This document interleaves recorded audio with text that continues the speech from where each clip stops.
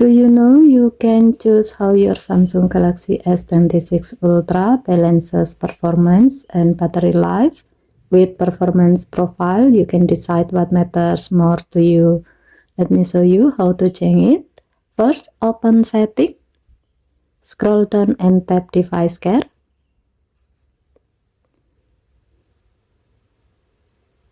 Tap performance profile. Here you will see two options. The first one is standard, which is selected by default. This provides a balanced performance between speed, battery life, and cooling. The second option is light. This mode prioritizes battery life and cooling over performance. You can choose standard if you want the best overall performance for daily use, or choose light if you want to save battery and keep your phone cooler.